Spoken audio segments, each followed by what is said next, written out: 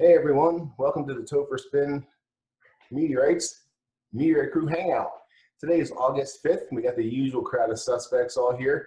They're laughing at me because I am saying this for the second time. I didn't hit record for the first time. So that's one of the perks you get for joining live. So I'm going to open it up to anyone here today who would like to show or ask, because I have something I want to ask. If someone doesn't have something they want to show. Well, I've got a little lunar slice here, and what made me think about it was I listened to your last recording on YouTube, and they're talking about brachiated, things, and I thought, well, there's nothing that displays it much better than a nice piece of lunar brachia.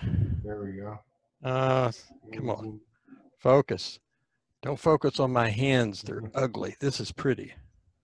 There we go. A little. Yeah. It's trying. Well, it's actually a very thin piece, so it's got a little bit of length to it. This was the first lunar I ever got, and I still love it. It's NWA 11273, which I've seen a lot of that around, so I'm assuming it must have been a large piece that came. Yeah, it was a large one. I think like 20 kilos, and wow. And that is one of the most beautiful lunar meteorites that I think there is. It's just when you think of lunar meteorites, that's kind of what you think of, is that the dark material. Oh, Pat Brown's got something to show. There's my piece of 11273, and it show off. But it's really thin. Yeah, I hear you. Wow, but that is gorgeous, and it is beautiful. So, like when I think of lunar material, there was a whole lot of 11273.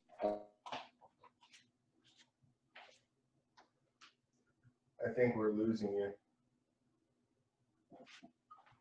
The same fall, with just different people picking it up. Pat, can you back up about 20 seconds? 11273. Can you back up like 20 seconds? I think you were cutting out a little bit, buddy. We don't want to miss anything. Oh shoot! It's telling me my connection's unstable. I just spent $500 on a brand new wireless setup. That sucks. Yeah, so 11273 was a really big find, and there are another 6 or 8 NWA numbers that are the same material, just sent in by different people. 11273 was one of the bigger ones and one of the first to get classified, and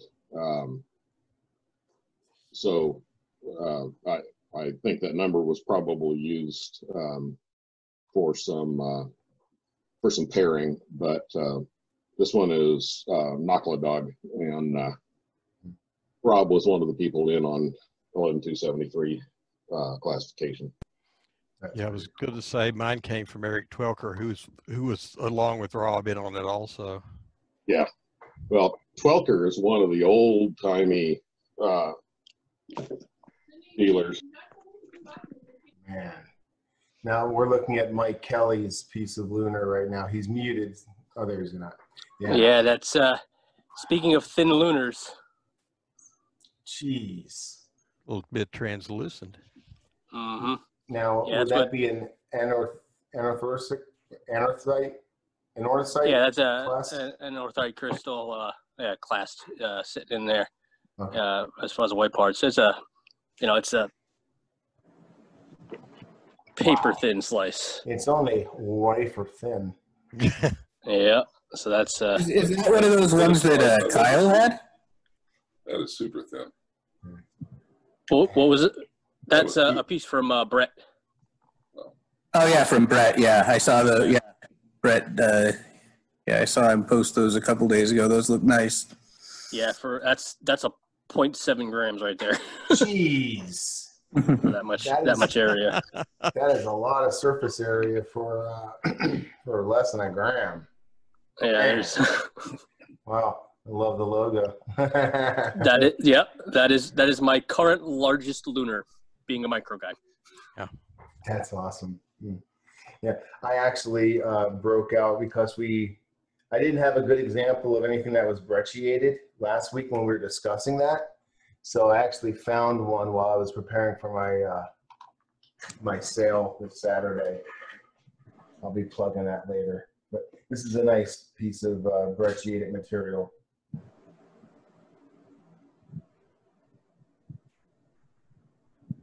Oh, there we go.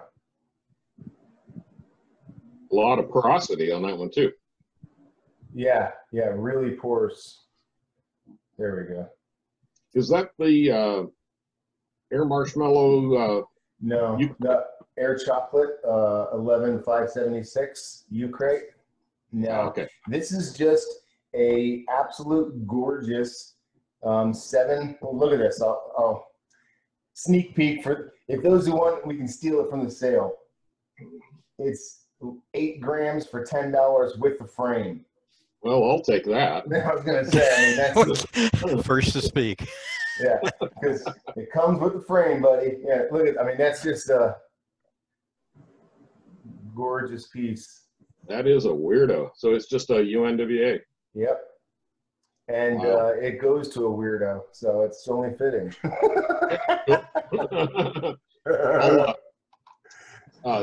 Let's work out a sand deal on that as well. Some of your sand. Oh, that's absolutely right. Yeah, so no hurry for it. Yeah, I've been actually. It's getting into collecting. We get into a term that I hadn't heard before I got into this, which is ephemera. And I never had come across that word before. And it means, things that are related to the main subject of your hobby, of your collecting. So for meteorites, it'd be like old meteorite prints, provenance stuff. And one of the weird things that I have been asking my people when I get something sent from Algeria, whenever I have someone who is a hunter or who has bought the pieces from the nomads, I ask them to collect sand from that known area, whether it's from the meteorite or not. I just want a known area, a desert, where I can have samples of sand. We discussed last week, Pat Brown mentioned the difference in the angularity of shape of sands from around the world. Here in America, and he used the example of the sand at a seashore. It's broken up shells, and when you look at it microscopically, it's shards. It's shards of glass, basically. When you look at the NWA sand, it's tumbled. It's been blown around for eons, and it's round. It's weird. It's unique, and I'm going to show you off some of it. Yeah. So this is what I have.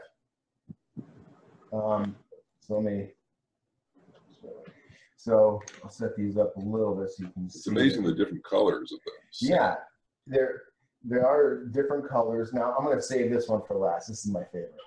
But this one is basically unknown. It's either Morocco or Algeria.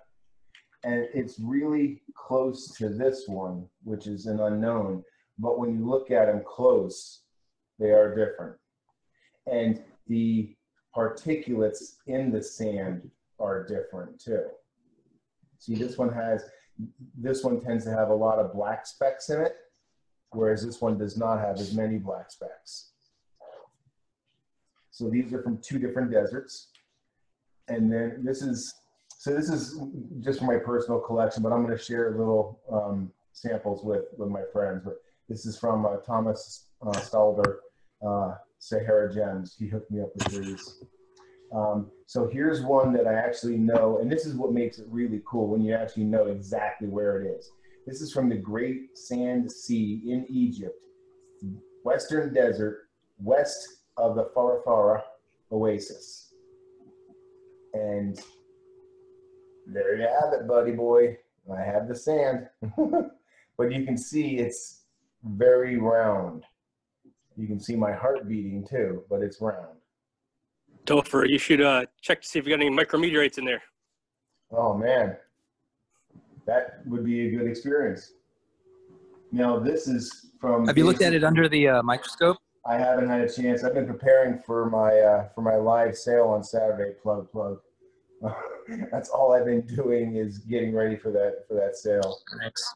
But even these two are taken from different places in the same sea, and you can tell they're obviously different. Now this is the Pallasite of sands.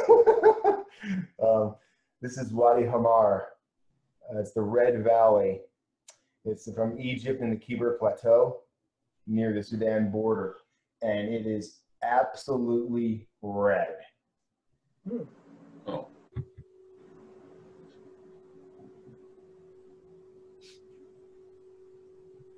Yeah. like a little twigs in there or something. Yeah, it's got. Yeah, I'm definitely going to, Pat. When I get you a sample of this, I'm going to make sure you get some good stuff. You're going to have a lot of little things to look at. So if you just want to throw in some photos too, I noticed you got provenance on the bottom of the container and yeah, as well as exactly where they're from. That's super valuable information. yeah. Thank you. Yeah, I do that just strictly as a collector. These were well, hold on, I gotta push the wrong button here. These are really, honestly, just for my private collection. I really didn't think it would be of interest, or that, but after I put the post up, it was, it really had a good reception. So most of my samples are 40-gram samples. That's what I try to have, at least a 40-gram sample. So if I have some friends, I can give a gram to each for microscopic purposes. It's obviously not going to be display purposes, but if anyone is interested, if you place an order, especially for my sale on Saturday, plug. So no, so that's just a little something that I started getting into that I thought was pretty cool. And yeah, so I wonder how many sands I can collect, and also dirt from strewn fields. So next time Sean Mahoney goes to Muonianalusta, I'll get some dirt from there. I already have some Imalak strewn field sand on the way, and another one from the, am I saying it right? Atacama. Are you familiar with the International Sand Collectors on Facebook? They have a page, International Sand Collectors, and they meet with people from all over the world and exchange little plastic bags of sand. I guess it's cheaper to buy a plastic bag than it is a plastic bottle with a screw on top. Yeah, and it's really the easiest negotiation in the world. I mean, quite honestly, when the deal is done and the guy is super happy, he just, oh, by the way, there's one last thing. I'm gonna need a bag of sand. And they're like, what? They're like, just go outside, scoop up some sand, write a label exactly where you took, where it's from, throw it in the bag with a box of meteorites. Costs you nothing, means everything to me. They're like, okay, crazy white man.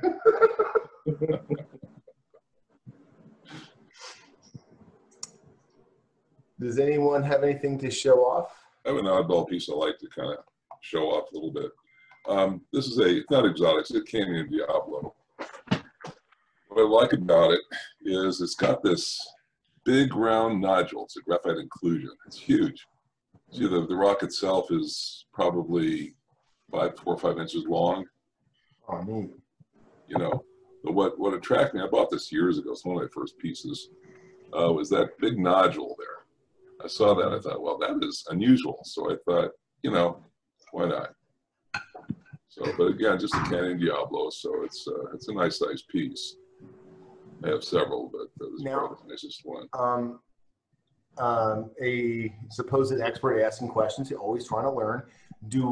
Are most, if not all, graphite nodules spherical? Maybe Pat can chime in if he knows the answer to that. If he is. I'm no expert, but Yeah, because most of the ones I've seen are spherical, are round or elongated. But I just thought it was kind of cool because it was completely encased in metal, and pieces of it kind of showed through the surface. mhm. So that was kind of a nice piece to collect. It's not a lunar, so it's not really cool, but I like it. Yeah. I do see a camera getting ready for something. We got Mike Kelly with sand. So kind of similar to what you're doing with the sand. So this is KT boundary that I collected at Edelman Fossil Park in New Jersey. So that's a site that they're looking at where they're finding fossils right up against the KT boundary. And they're saying that's like one of the first sites where you have a mass extinction on the KT as That's proof cool. of that impact. So this is what I collected while I was there, and the kids were out looking for fossils. I was looking for KT boundary. And Cool. I would love to get some of that, Pat Brown. Yeah. Yes, certainly. I got some more. So yeah, everyone make sure that you guys follow up, send a chat or send a Facebook message, and we'll definitely get these samples out, because that's what makes it kind of fun, is sharing things like that, especially when that's a personal collection. You know what I mean? So that's a cool thing for Mike to actually have gone out and collected himself. I'm not going to go to Africa for 40 grams of sand, so I'll just have them try to include it in the box when convenient. I have something to show off, if you guys don't mind. I haven't even seen it yet. This is a package from Mr. Mark Lyon, one of my good friends. He is a fellow meteorite dealer. And well, we'll do the box opening live.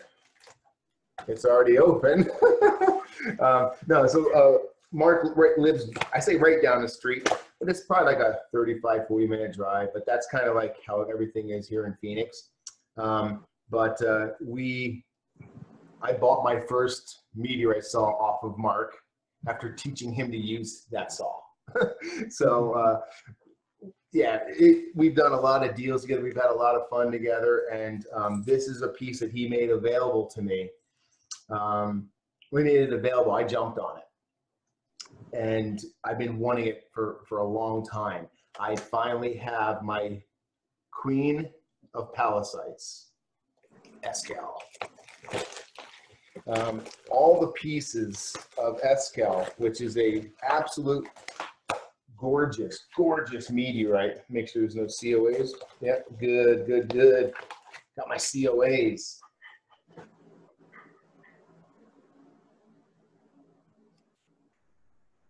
Oh, good. I'm caught up on everything. Got my ERG check 002 from the main mass holder. That's from one of them. Something that I can't show you until next hangout, because I'll have it then. My 10th anniversary present from my wife, NWA 13202. It's the very, very high metal unclassified chondrite. And the reason we have the package today. Ungrouped chondrite. Ungrouped, thank you. You got me on that one. Glad Mark Lyon's online, keeping me honest. So this is the Esquel. Every piece of this I've had. Hold on, guys. I need a moment just for me. I'm in love. Holy Jesus. Every piece I've had to sell, because I'm a dealer, not a hoarder. Wait till you see this beauty, guys. I am in love. Oh. Very, very quality cut job. Beautiful etching.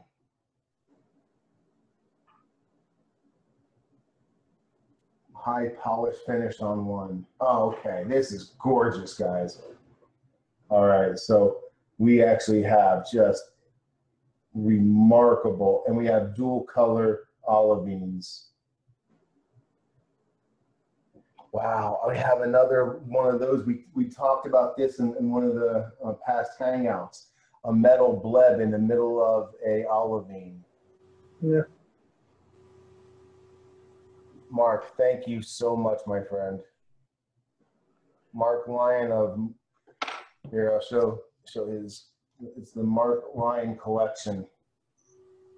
And he has some fantastic material. This is not for sale, personal collection only. Yep, that's the piece I was eyeing when he had them up online. I thought that, I'm so glad you got that. Dude, thank you, Martin. I mean, I wasn't looking to buy, but God, that's tempting. Yeah. Oh, I was hoping I was first because I knew there'd be a line. Yeah, this one is just an absolute gorgeous, gorgeous piece. And as Mark explained, he had it butterflied. So this was actually twice as thick. Well, a little, obviously, a little bit more than twice as thick. But look at that perfection of a slice.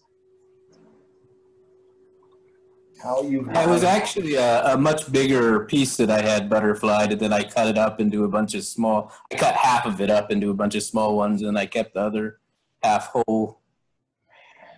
Well, I truly, truly thank you for making this available to me as a collector. Like I said, not for sale, folks. That is going to have its shelf on my Pallasite shelf, where it will be left to the dry Arizona air.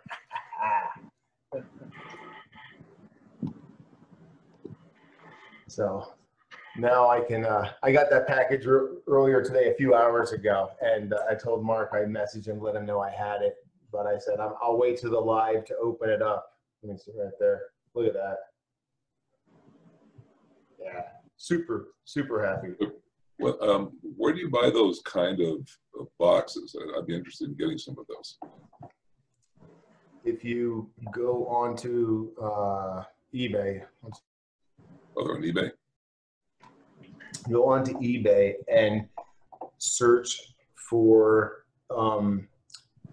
hinged dental membrane case. Okay.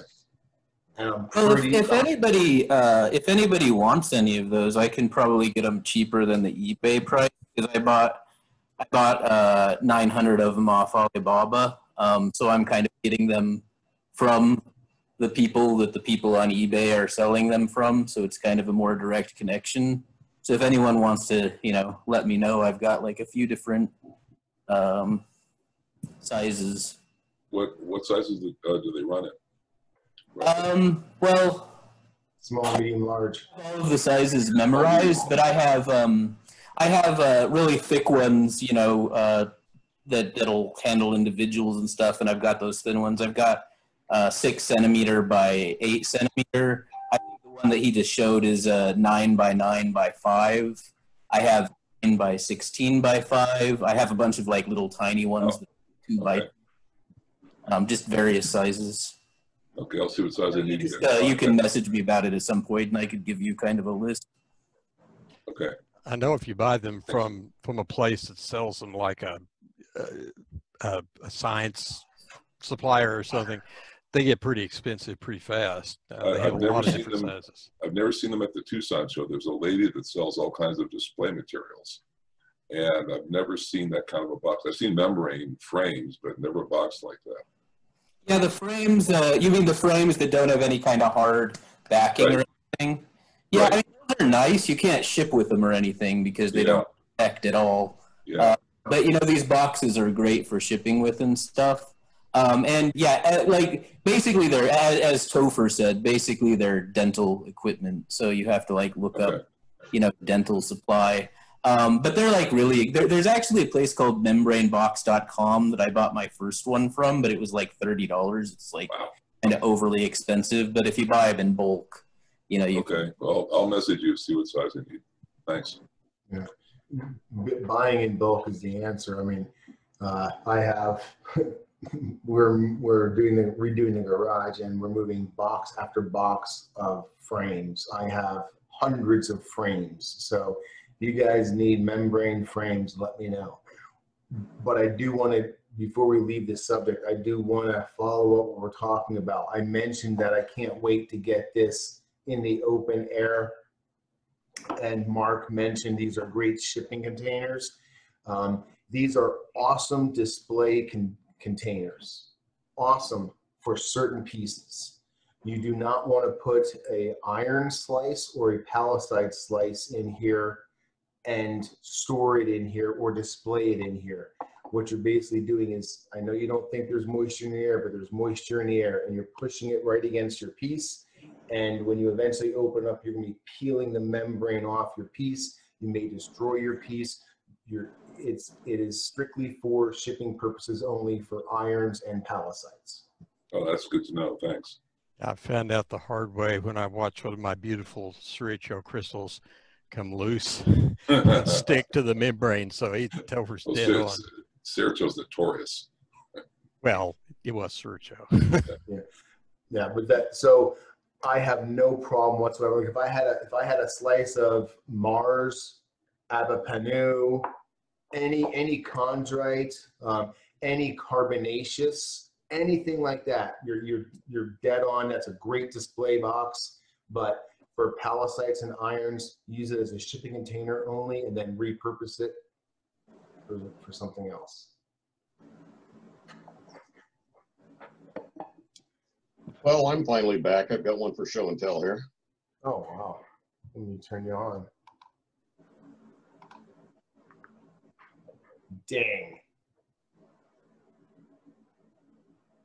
That is a beast. And Okay. this one has a really interesting triangular kind of shape. And it turns out that it actually is oriented. This is the front. And off this side, you can see some regmaglyphs that are in this direction. And then off of this side, there's some regmaglyphs off that direction. And that's the back side. So turn it aerodynamically, tip to the leading tip to the camera, like that. Yeah, so that's the front right there. Now that looks a little odd to me, to have such a hard angled face to it on a leading edge. Yep, and that's, I think, a function of shock faces through the meteorite, and I've got a couple of other ones around. You definitely show see some real geometric, flat, angled sort of surfaces. You do see some flared edges on the leading lip. Yeah, those are all flared. Yeah. How big is that? Unfortunately, is that like 25 kilos? No, it's I think it's 12.4 kilos. Unfortunately, it's sandblasted enough that you can't see any flow lines on it, but I'm sure that at one point it had flow lines. But this is the one that is convertible. Oh. And so we talked about it in one of the other meetings. This is the one that I'm gonna. Yeah. I didn't mean to interrupt you. You're telling the exact story I wanted you to. And then knock the core out and send that out for classification. Yeah, that is the most ingenious method I've heard of for getting a piece to a lab without destroying or altering at all the rock externally, by removing the puzzle lid top and coring out a sample from the center. He can literally get the lab whatever size and sample they need And even a large enough core, if I'm correct, you're going to do thin sections off of it? Yeah, sorry, my network connection is crappy again. Yeah, I just rebooted everything. I think we had mentioned that from the core, you might even try to do some thin sectioning off that material as well. But when all said and done, it'll be a classified meteorite with no external cuts whatsoever. That's pretty boss. Thank you. So when you plan on coring that out? Do you have all, I don't know if you can hear me or not, but do you have all the materials you need to do that?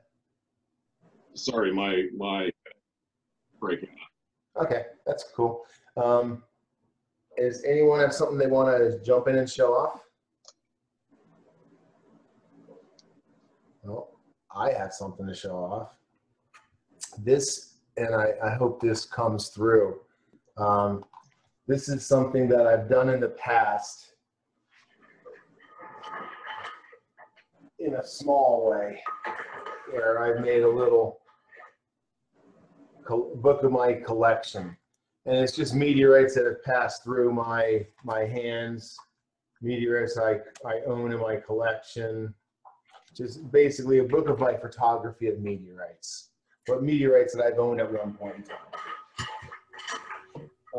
I kind of took it up a level. That's gonna fall. I kind of took it up a level recently, and I'm absolutely super impressed. If you guys can see, it is just a absolutely gorgeous book. And I took my great time to really, well, hold on, there we go, I guess that's to really outdo myself in just the placement of everything and really going over, I mean, I made centerfolds, for crying out loud. And the printing quality is just super high. So like on this one, we have opposite sides of a mesosiderite, and then a different mesosiderite centerfold on the next page. But and it has over 100 pages, and they're all just absolute gorgeous. So from now on, I don't have to travel with my collection anymore. I just literally carry this book with me, and I can show anyone my collection. Yeah. That's pretty awesome. The flow lines on that. Very nice. Yeah, so I'm super happy. Like, it gives you, I want to find a certain page where I started thinking, you know what, I might as well make this oh, I have to show this off. This is full, hold on, right there, okay. Cutting the Chandler main mass with Dr. Bill Pretlow. I had the date, all kinds of information. You can see us meeting over here, me setting up for cutting. After it was cutting, all the provenance, and then comes the centerfold. Mm-hmm. So I'm just really super happy with the way the book came out. I even made a spread for my second classification right there, my diagenite with Jason Bliss. But there's one page I wanted to show in particular because, oh, if Oz is on here, he'll be happy about this. My Murchison, he gave me the non-canceled Murchison stamp, so he gets honorable mention in the book. So yeah, nothing goes without some. Oh, this is the page. We got some good examples of Immolac. Very nice. Oh yeah, so we'll show that off a little bit. That's the Immolac. I'll tell you what, let me try this. I wonder if this will work. because this page is really cool. I want to be able to show people and educate them a little bit. So, I mean, you can see it's just the reproductive. I mean, that's just a small segment of the page, and you just zoom in, and it's just absolutely gorgeous. But this page, so there's another MLAC. But this page here shows different shock values. So it's the same fall. It's Ued Siatat. Well, hold on. Sifiat. Ued Sifiat.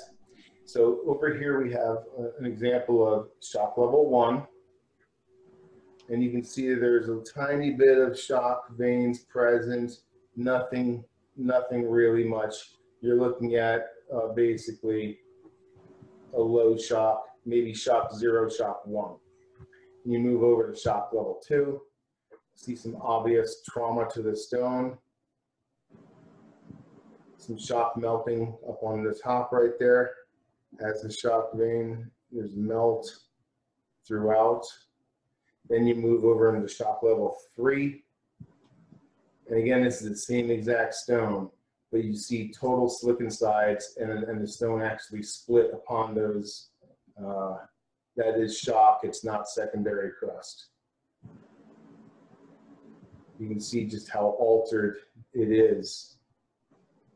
So I tried to put a book together for my collection, but also to educate people as they go through it. So could you find those shock values in a thin slice that you could view under a petrological microscope? I'm sure, you know, thin sections can be made out of pretty much any material. And, you know, I do have a bunch of Venalis, the Cuban fall, that has a shock that propagates throughout the stone. On one side, the slice has just a tiny little center, I'll do it this way, tiny little center of shock melt. And as you go through the stone, it just opens up and just the entire stones melt. That is amazing. That would be something nice to really see and actually photograph, you know, so, I mean, that's something most people never get a chance to see, because most people, let's face it, they're interested in collecting, but they're not interested in going into that real scientific aspect of meteoritics. Oh, there I am. Oh, hold on. Let me see here. I wonder if I can. I was going to try something that doesn't work. I have nice pictures of the shock melt, you know, Venalis I was going to show off, but I can't. My problem when I'd use a flat lap and have a slide, the glue, and getting the thin section really thin, but so thin that I was starting to cut into the glue, and I said, oh, look at all those pretty colors, you know? I am by no means an expert. I've never even tried it, but the way I've heard people talk about thin sections who are successful is against a marble countertop. So yeah, or float glass works too. But yeah, you can be grinding. It's like, oh, that's looking good. Oh, that's looking good. Oh, there it went. It's gone. The goal is 30 microns. You were asking about. Well, having a facetron machine for, you know, cutting stones and such, you know, it just seemed the way to go to make the thin slice. And but I got in trouble right off the bat with the glue, so it's a learning curve for sure. You can see the shock features in how fractured the individual grains are in a thin section. I'm always amazed at how the pallasites, the you know, the peridot or olivine crystals survive, and I noticed as the light's passing through dark areas, they look like there could be fracture lines in the peridot and stuff. Yes. But it's amazing how come when you cut that, to get a nice slice that you can shine a light through, those crystals don't all just decide to fall out, you know? I mean, I can't imagine the impact they incur when they strike the Earth, you know?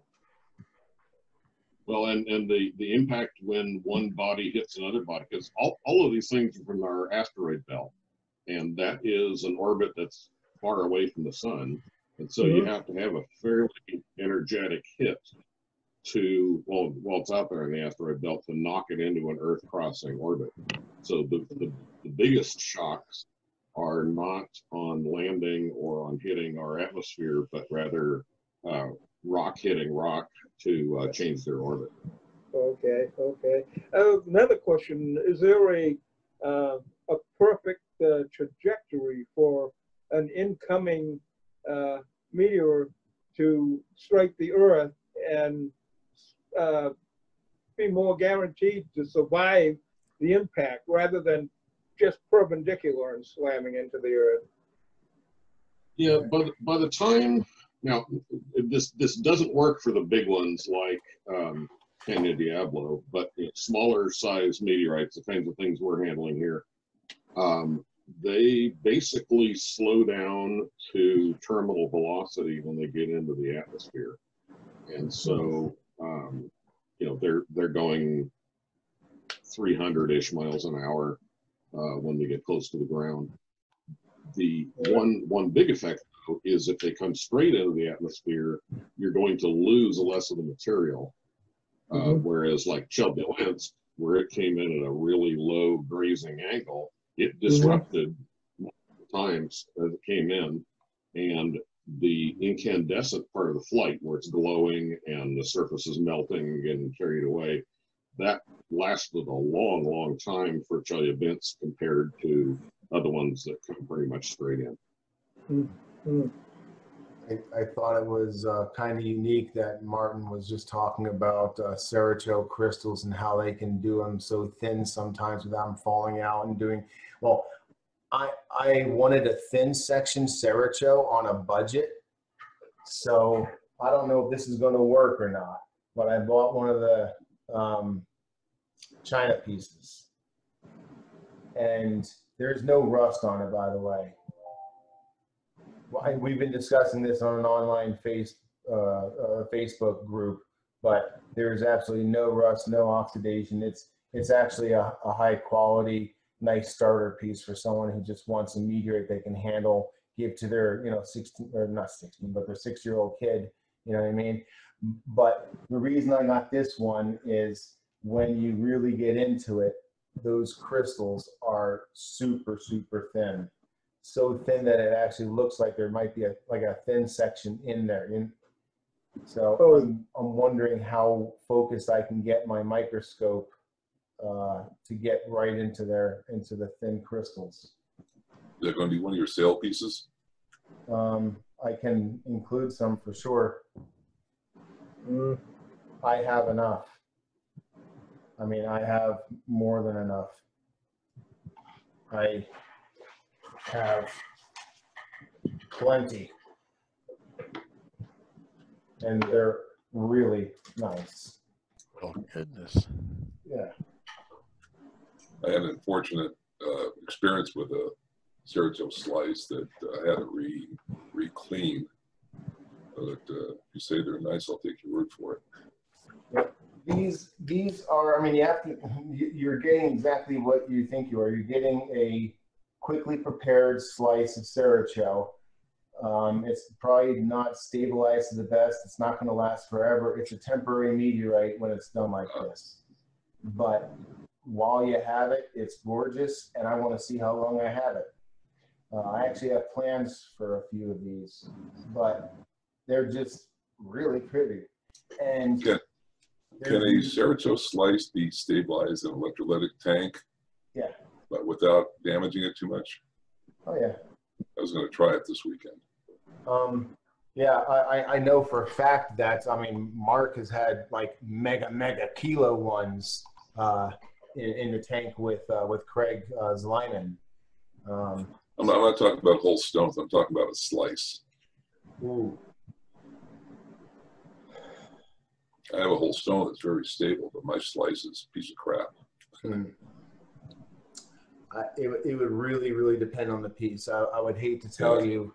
Well, I'll let you know what happens. We're going to go for it. Nice. Yeah, live and learn. Hey, Topher, I've got something if for a spotlight. Absolutely. Actually, it's not even mine. Oh, hold on a second. Your window keeps jumping around. There you go. We got Kyle or Cameron. Oh, I think I know what this is. I mean, I'm in the shop because it's a tiny little piece, and you know, I got the lit magnifying glass. So this is just a cat mountain. This is a rare occurrence where I'm actually buying something from one of my friends who's not a meteorite dealer. Cameron has a cat mountain that I need for my Arizona collection, and it's actually an L5 impact melt, so it's kind of a rare. It's not your L6, L7, something like that, and it's right from Cat Mountain is right outside Tucson, probably about 10 minutes outside Tucson, in the mountains. So now I have Cat Mountain, man. I'm gonna have it in a few days. Thank you, Cameron. I really appreciate that. Yeah, that's awesome. Yeah, I wanted that one. Where's this? Don't have it. And usually the ones that I can find, I don't know why it's zoomed in on me all of a sudden. The ones that I find are usually like really, really small, little flecks and stuff.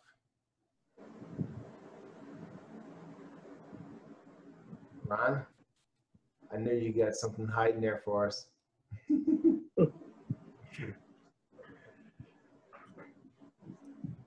Anyone want to show anything off for us?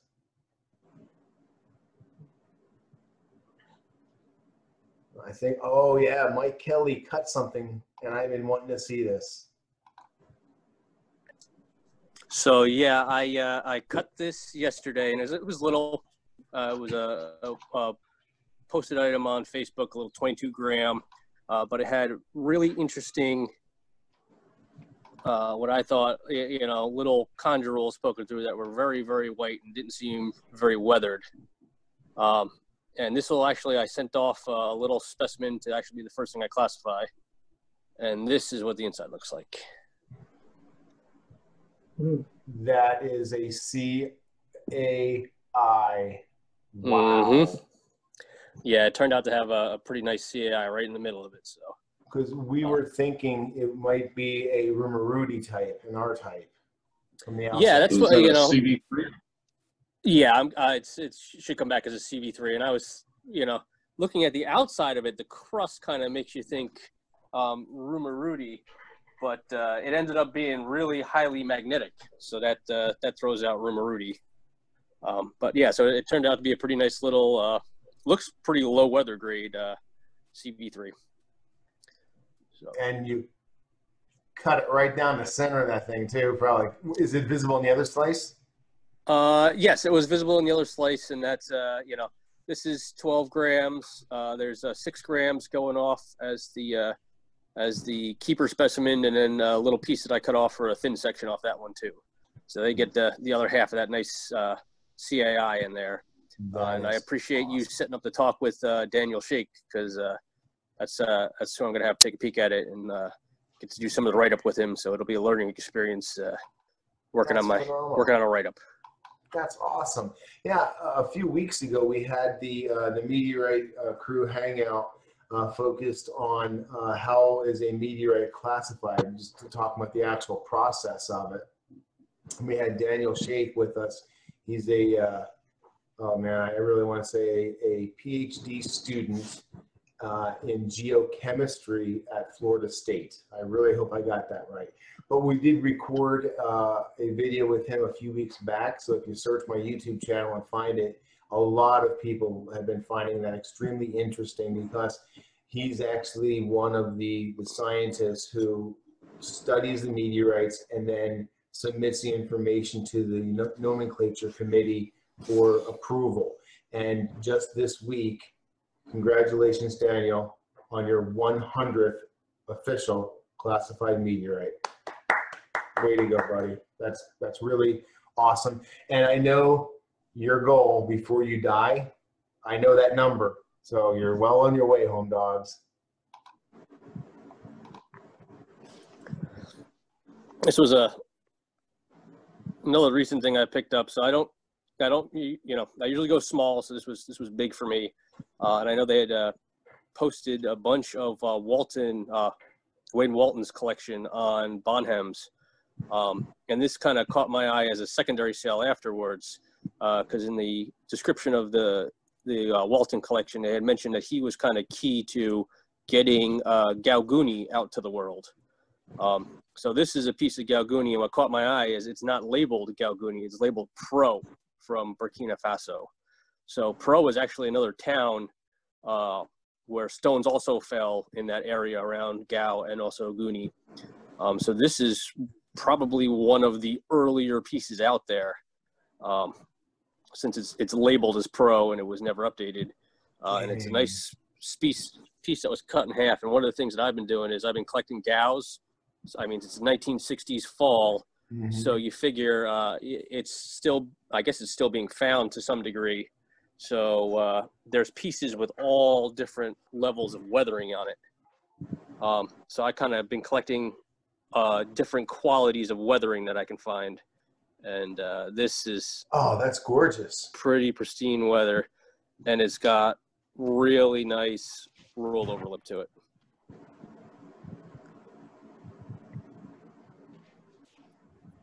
So if you put the two pieces back together, you can really catch the edge and see the lipping going around it. So that was one Gao that I couldn't pass up. Wow. And the name Walton, he's an old-time collector? Sorry, Topher, what was that part? The name on it, Walton. Can I see the label one more time? Sure, yeah, it was Wayne Walton. So he was a geochemist, and he ended up working for NASA and did a lot of the original cataloging on the Apollo 11 and 14 specimens. Wow. That's so cool. I've never seen it named Pro before. Yeah. So if you, you know, there were a lot of lots with a lot of pieces in there. So if you keep your eye out, I know Nakla Dog had I guess gotten a lot and had sold a bunch of Walton pieces just recently. But there, you know, I have a feeling that a lot more will be coming out. So there could be some potentially really neat old collection stuff, you know, coming to market pretty soon. Sweet. Wow. I feel like the camera zoomed in on me last week back here or something. Cameron's got something awesome to show. All right, so you were talking about ephemera. Oh, you know, I got the Find a Falling Star autographed. It's actually autographed twice down there. You know, I got the piece of the brick from the museum, but this, see that? Dollar sign? As possibly one of the youngest members in this group. Back before there were typewriters, you whippersnappers, they had to set type by hand. And Harvey Neininger actually made and printed his own price lists way back in the day. And this is none other than Harvey Neininger's dollar sign. Oh my God. How the hell did you get that? Greg Hoope. That answers my next question. Is it real? Forget it. It's real. Wow. That is wild. I mean, it'd be cool to have any of his typesets because, you know, he handled them, but his dollar sign, I would love his lowercase g. Pun totally intended, but there's bits of his toilet seat floating around out there that people collect.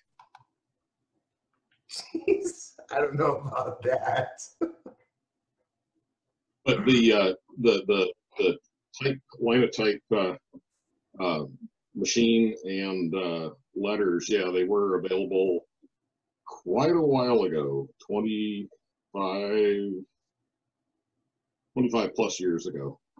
I think Rob had some of them.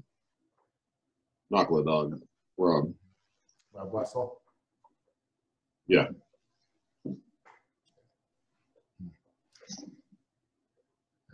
I saw Arthur disappear for a while. I wonder if he was grabbing a sample or if he just had something more important to do. You're muted, buddy.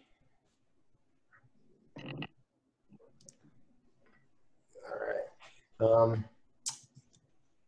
Arthur, you're on mute. If you want to unmute yourself, we can all hear you.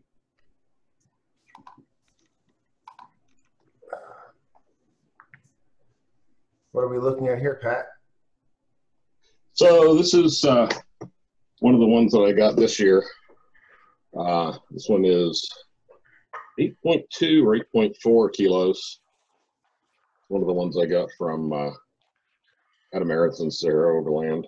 Oh yeah, I remember that one. And it's got a monster chondrule here. Wow, that's not a chip? No. Jeez. And there's the second one that I bought from him, which is around here someplace, has a barred olivine chondrule, broken in half at the surface, that is 18 or 19 millimeters in diameter. Man. So are you getting that one classified too? Not right away. It does have one broken surface down here that I could get a slice off of and clean up to see the inside. I don't think it's anything super special for classification, but it's beautiful. I just think it's a really pretty individual. It's very, very rounded. Yeah. Now that I see it 360, I remember being in my way several times at the Meteorite Mansion microscope lab. We're trying to look at samples under the microscope, and he has this mega, kilogram one there. Yeah, that was a good time at the Meteorite Mansion. I have some stuff that, I mean, if it was classified, it would probably be 3 point something. But check this beautiful stuff out. This is the 360 outside of it, where you can actually see the chondrules are just like, you don't even need to slice it to know there's chondrules inside, man. Yep. And then you turn it over. That's an amazing piece. And I have a lot of this material. I put. Is that one? What's that? Is that the one that I bought some of from you? Yep.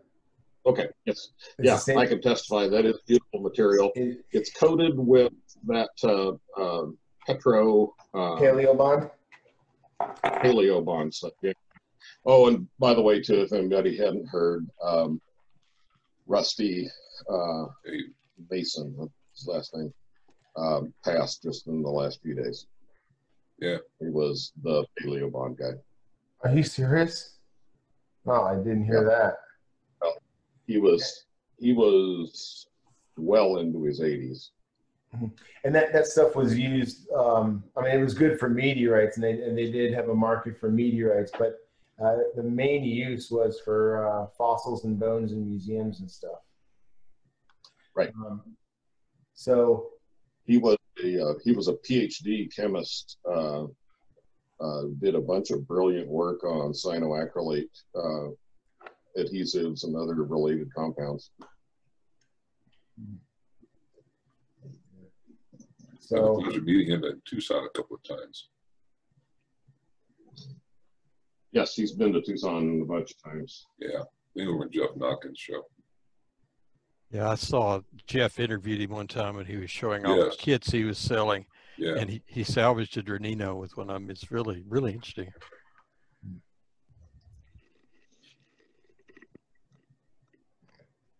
All right.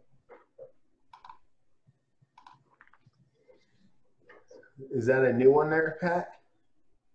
Oh, this is a new old one. So this is one that I bought, I think, in 2014, and also from Adamerites and Sahara Overland. And it's got a really unusual shape, and it is like oriented as well. This is the front nose cone-ish sort of shape here, and then show it here in the light. These ragmaglyphs here, there we go. You can see them. There's several ragmaglyphs that are all aligned going in the same direction. So the flow was across here, and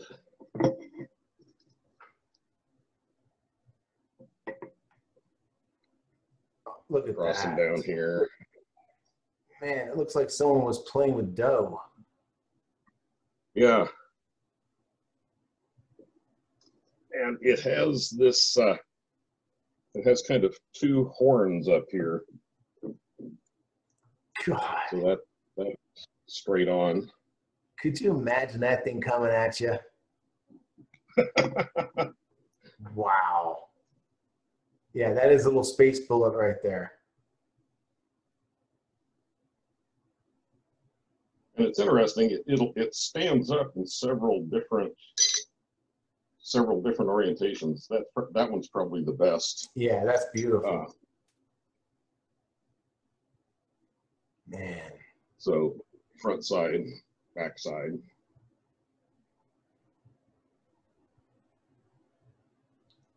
Yeah, that is a good looking stone, man. Wow.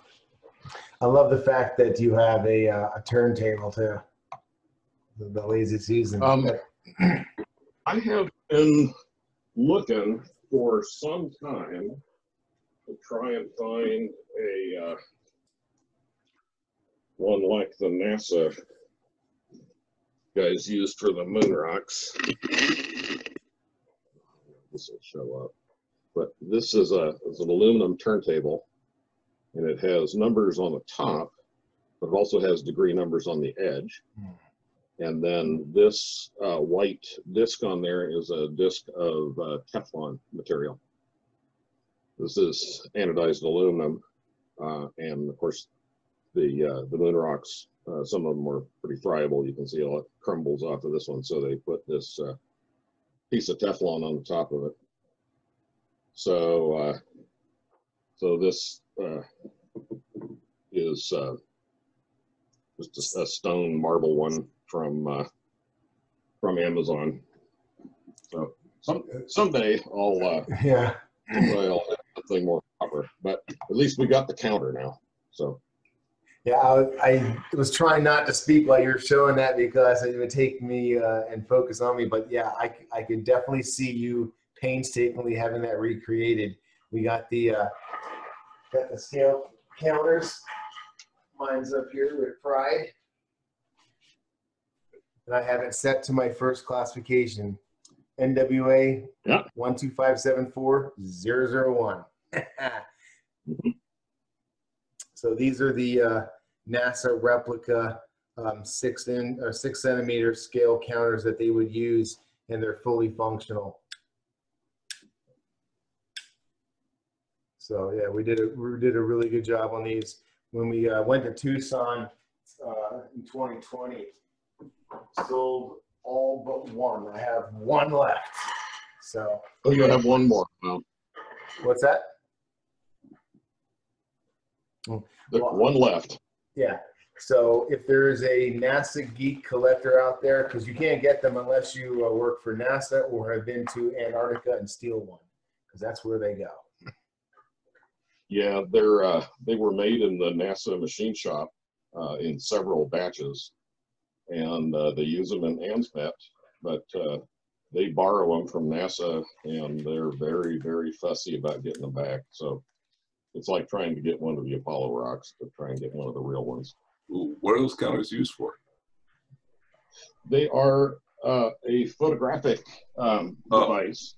Okay. They have The number is the first two digits. So this is one of the Apollo rocks, but the first two digits for the Apollo rocks were the mission, and then these three digits are for the rock, and then some of them have a comma, some of them have a decimal point, and then 0001.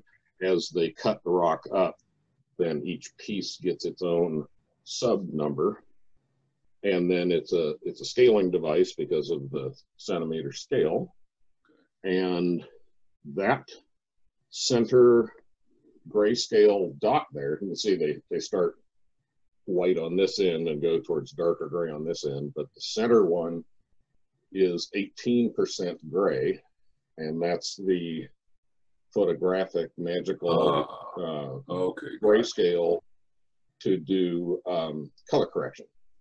Okay, got it. Now, in my career, I was the test engineer for most of my life, and I've seen many counters like this, but I didn't realize all the little details involved. Yeah, we use. I did 38 years with Hewlett Packard, and we had several pieces of test equipment. These, they're actually switches. That, they're just thumbnail. Yeah. Right, and so for some of our synthesizers and such, that's how you set frequency. Yeah, we went to electronic, and those are the old mechanical type. Yeah. Okay. Yep. It was kind of weird before Pat came to me with this idea.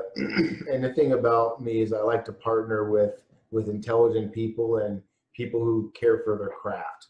So Pat came to me with this idea, and I have an engineer and a 3D printer that I work with, and I hate to say I work with him because he's a friend of mine, Travis Howard.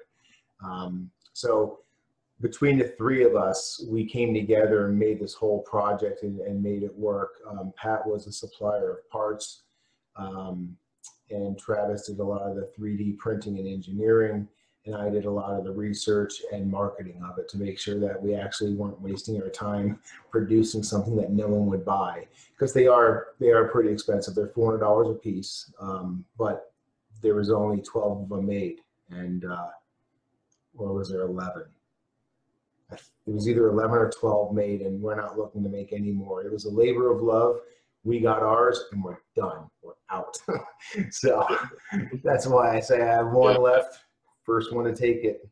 It was actually pretty cool because when we went to Tucson, it was such a big, unique thing. I don't want to say big. It was a unique thing that Mike Farmer wanted one for display in his room, and he put it directly next to the main mass of Zob, the brand new Pakistani fall. He just unboxed it and put it on the shelf next to our counter, and that's when I knew that Travis and Pat did a great job. Yeah, and we had one in Ebba Thompson, ET's room, next to a Martian, and ET is a joker, so he set the thing to 84001, which is the Martian from the 1983-84 collecting season that we thought maybe had life in it. And Mike Bandlai, one of the big historic meteorite collectors, and he was also a very, very big Apollo collector.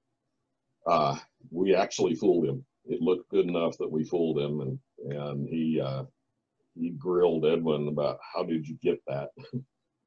And Edwin eventually told him it was us that made him, because Bandlai and Rob Larson and I and Greg Coupe we've all been trying to find one for 20 years, trying to find a real one, and they just are not. You'd have to steal one from NASA. So, which we're not recommending. No. People have found some interesting things in GSA auctions, like, for instance, one of the actual Apollo guidance computers things like that. But I don't Yeah. know if those would get away from them. Well, there was a really famous case too about the lunar contingency sample bag from one of the, in fact, I think it was from 11. The first thing they did when they got out was pick up a rock and a scoop of sand and put it in this zip-up bag. And the bag, you know, they dumped the sample out of it when they got back to Houston, but the bag somehow wound up on a pallet in one of those GSA auctions. And somebody bought it, and it still had lunar dust in it. It was source of a big lawsuit, but it eventually sold for $2.5 or $3 million. Yeah. That's Cameron Smith's. As a VIP member of the Meteorite Mansion, those were the only people who got any discount offered to them, and I think everyone snagged one. So that's his, and he has it set to zeros, which is really odd. I thought he'd have something super cool or unique on there. What are those actually called? The name of those? They in the literature, I've always seen them referred to as counters. Okay. And their purpose really is to make the photographs of the NASA or the Apollo return samples and the ANSMET meteorites, make the photographs of them self-documenting. Makes sense. Okay. I have a question, because in the last several Hangouts, we've been discussing shattercones and how they're created and the transformation of bedrock through the intense shock wave and the vibrations that the material can't handle, and it changes it and turns it into a shatter cone. Watch our previous versions for bigger details.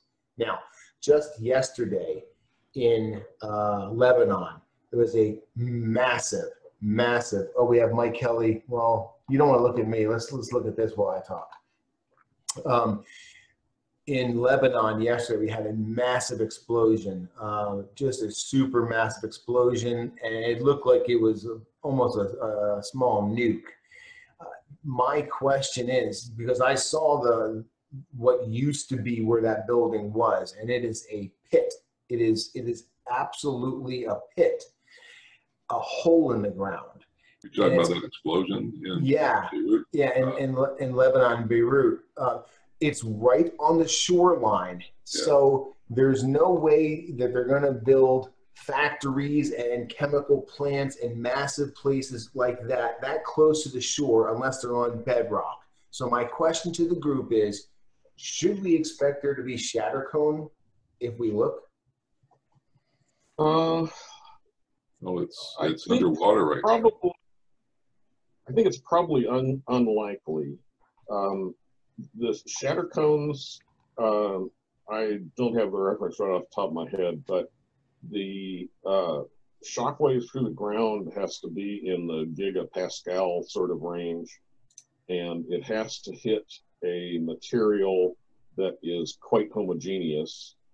Most of the shatter cones that I've seen, and I have some in the collection someplace, are a very, very fine sandstone. And in that, pressure coming from one direction, that it spreads out into the rock, and I'm having connection problems again. No, we're hearing the force shatters into the rock and make those radiating. Yeah, that probably, what was it, like 2,700 pounds of ammonium nitrate? Probably exploded over a concrete slab. And the pictures I've seen, it looked like it was a fast-acting explosive, so it looked like it spread out more than, say, like the impact of something. They're saying it registered a 3.3 on the Richter scale, so it was pretty big. It was massive. Yeah, it's huge. Yeah, It was actually Looks like, 6 million pounds. 6 million pounds. Looks like about 2 gigapascals is what they're saying it takes to make shattercones. Okay.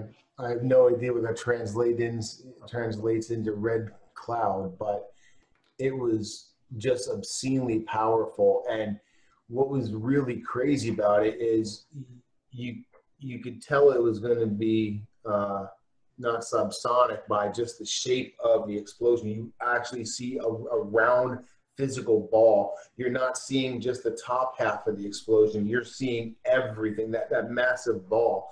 And then instant vaporization of all the moisture in the atmosphere. It instantly just went away. I'm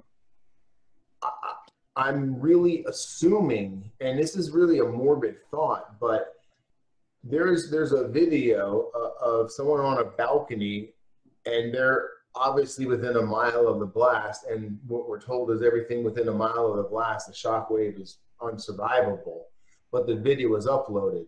So was that a live video? Because they said at first they expect 5 deaths, then 50 deaths.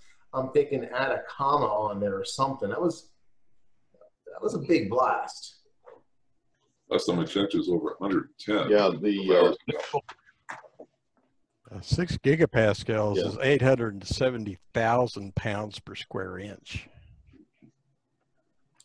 yeah, it's a very, very high shock value.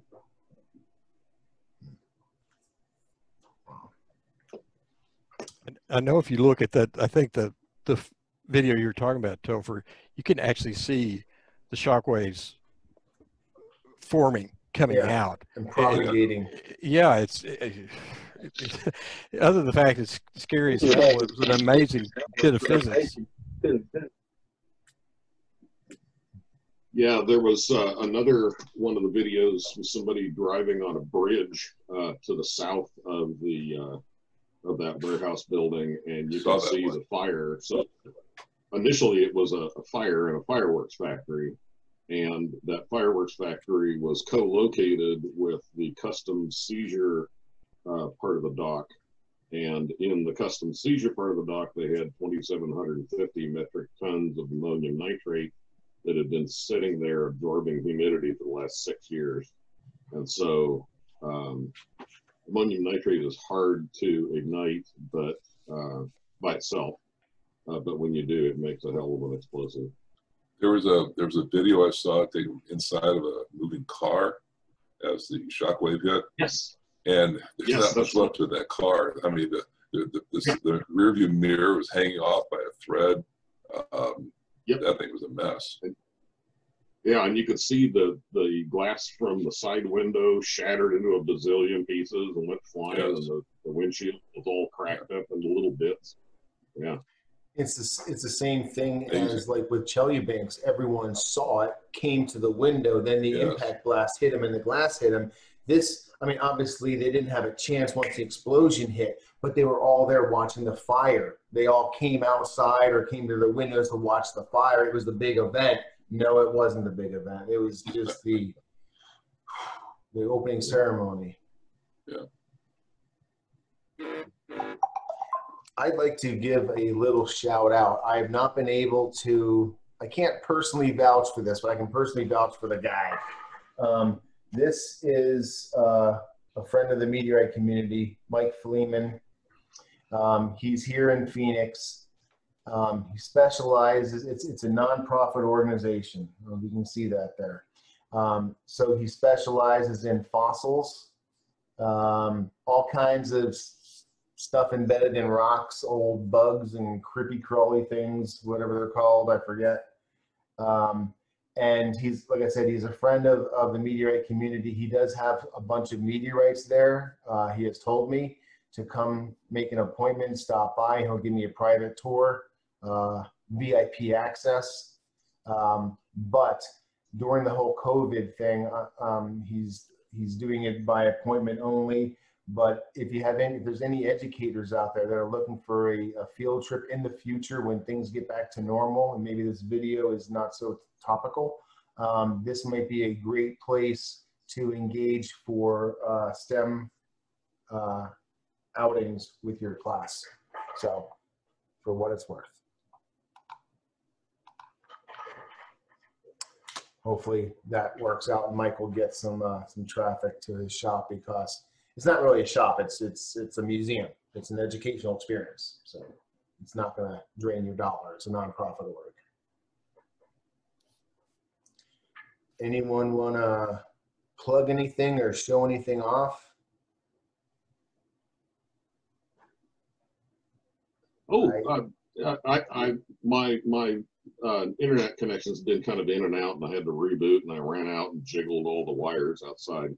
But there was a new meteorite down in Indonesia that went through a roof and landed in a hole in the ground. Looked really interesting. Appeared to have a pretty uniform black interior. And when I read that part of it, I thought, yeah, that's not a meteorite. But looked at the photos, and it absolutely is a meteorite. I saw it's that. Either got, it's either near perfect secondary fusion crust on a cracked surface, or it's black and superfine grain. I saw the video you're talking. I don't want to be presumptuous, but I saw the video and the photos you're talking about. I've definitely seen the video of the rock in the ground, them looking up at the hole, and the rock is still, I mean, it's legit, it's real, it's beautiful. When they yank the rock out of the hole, they actually take a clump of mud and throw it off.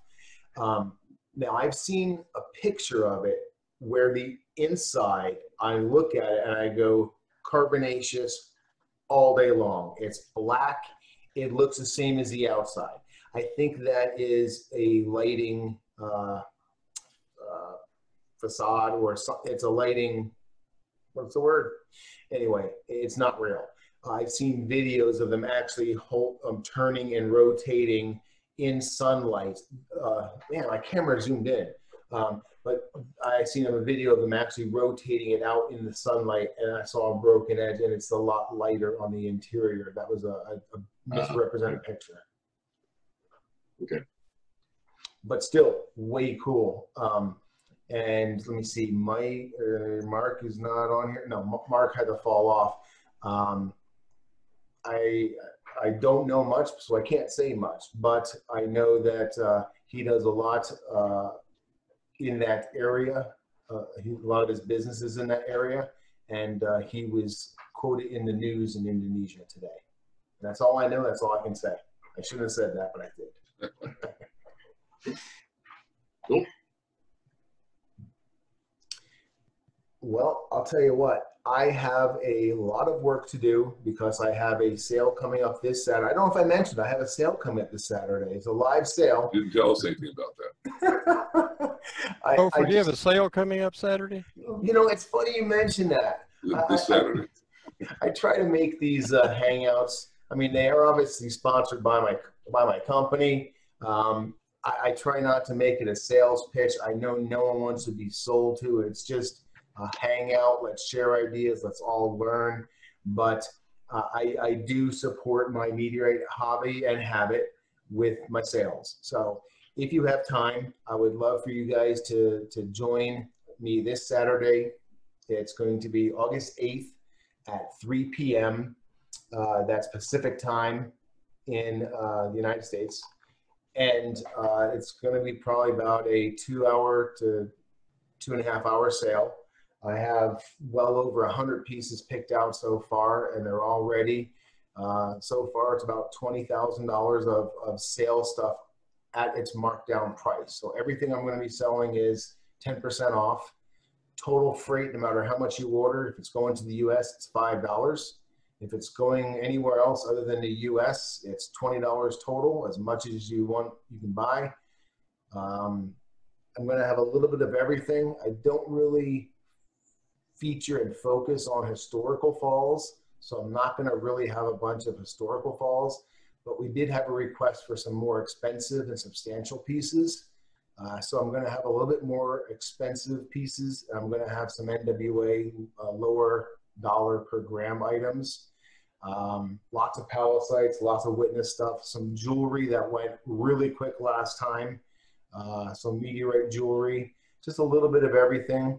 Hoping you guys can join us, watch the replay. If things aren't sold, you can still buy it. We'll get the same address. Yeah, it's on my Topherspin Meteorites page on Facebook. Oh, okay. Click on events, and all my events, including all these live hangouts and future sales, are all located there. I do appreciate everyone joining us today. The usual crowd as always, and a few new ones. Glad to have Arthur on video, and we're glad Mark Line was able to join us. So I'm focused right now. If everyone wants to unmute, you can all say goodbye. Definitely appreciate your time, and hope to see you on Saturday, guys. Okay, so definitely Bye, see you everybody. Saturday. See you, buddy. Bye. See you Saturday, Topher. Thanks, guys. Bye. Enjoy your day. Hey,